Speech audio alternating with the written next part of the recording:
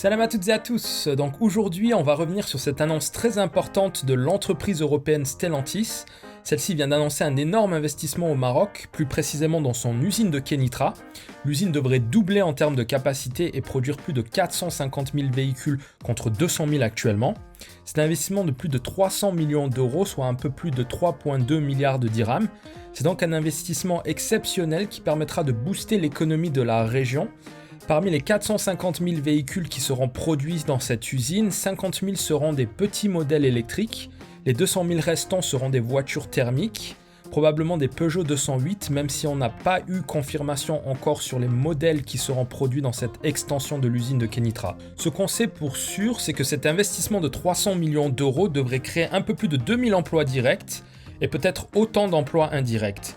Le taux d'intégration qui est actuellement de 69% sera relevé à 70% d'ici la fin 2030.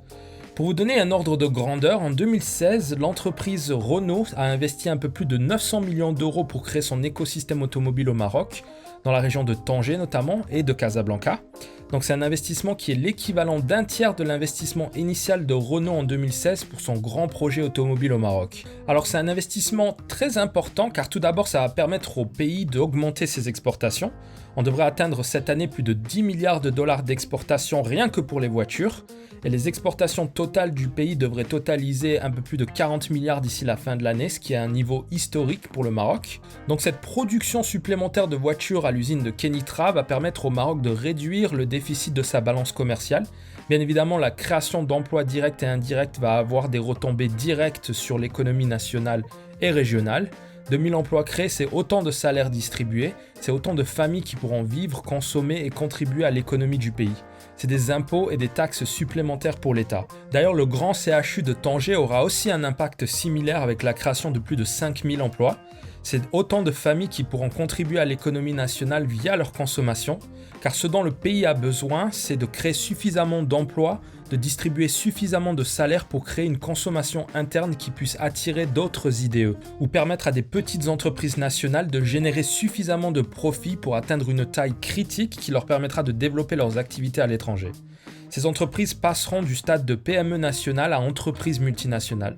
C'est ce que le gouvernement est en train de faire avec la banque de projets, c'est-à-dire permettre à des entrepreneurs marocains de se lancer dans des projets industriels afin de réduire la dépendance du pays aux importations.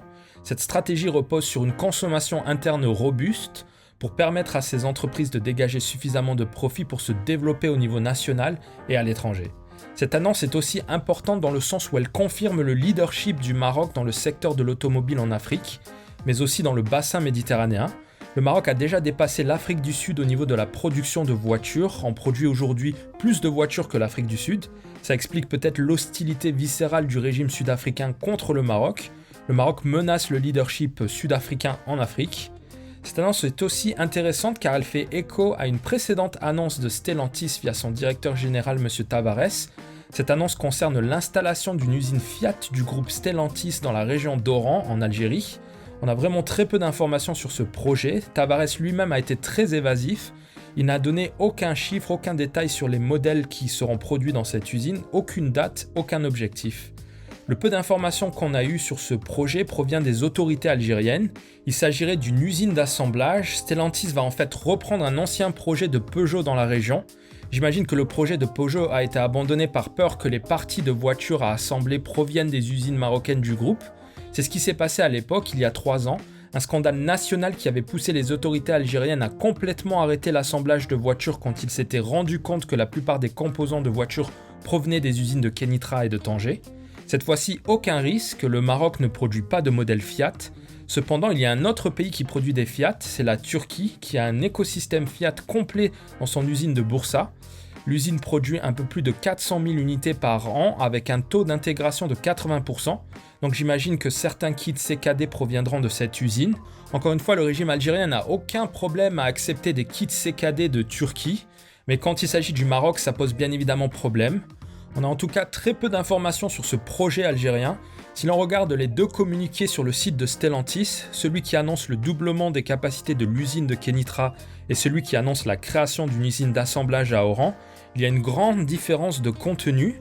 Aucun chiffre n'a été apporté par Stellantis pour son projet algérien, aucun objectif chiffré. On a eu une déclaration d'un wali algérien disant que l'entreprise s'était engagée à un taux d'intégration de 40%, avec une sortie d'un premier véhicule fin 2023. Riyad Messour, lui, a annoncé une entrée en activité de l'extension de l'usine de Kenitra en 2025. Donc c'est une différence de 2 ans. On peut très bien imaginer que l'un des deux ment, et ce n'est certainement pas Riyad Messour. En tout cas, c'est intéressant de voir que l'entreprise européenne Stellantis renforce son partenariat avec le Maroc quelques jours après avoir annoncé un partenariat vague avec le gouvernement algérien. Riyad Messour avait déjà parlé des ambitions du Maroc à produire plus d'1 million de véhicules d'ici 2030, ce qui sera le cas dès 2025 avec cette nouvelle extension. Cependant, la plupart des analystes pensaient que cette production nouvelle proviendrait de l'installation d'un nouveau constructeur dans la région de Nador. Le Maroc est en train de construire un mégaport à Nador à l'image de Tanger Med. Ce port aura une capacité d'exportation de plus de 200 000 véhicules, donc il y aura éventuellement un autre constructeur qui s'installera dans la région de Nador dans un avenir proche. Enfin, le ministre de l'Industrie est toujours en négociation avec des constructeurs de batteries électriques. Riyad Messour avait annoncé en juillet dernier que le Maroc voulait attirer une gigafactory pour produire un peu plus de 300 000 batteries par an. Le ministre s'est dit optimiste et a annoncé qu'un contrat devrait être signé d'ici la fin de l'année. Si cette signature a lieu, c'est plus de 2 milliards de dollars d'investissement direct pour le pays. Récemment, le Canadien Elcora a annoncé les débuts de production de manganèse au Maroc. Le manganèse est un élément qui rentre aussi dans la fabrication des batteries. Le Maroc détient la plupart des ressources qui rentrent dans la fabrication des batteries électriques. Nous avons du phosphate, du cobalt, du manganèse, du lithium dans la région de Dakhla. Nous avons donc un énorme avantage comparatif pour devenir un des leaders mondiaux dans la production de batteries et voitures électriques. Il faut donc s'attendre à des annonces assez lourdes dans les mois à venir. Voilà, c'est tout pour aujourd'hui. N'hésitez pas à vous abonner si ça vous a plu et je vous dis à la prochaine pour une autre vidéo.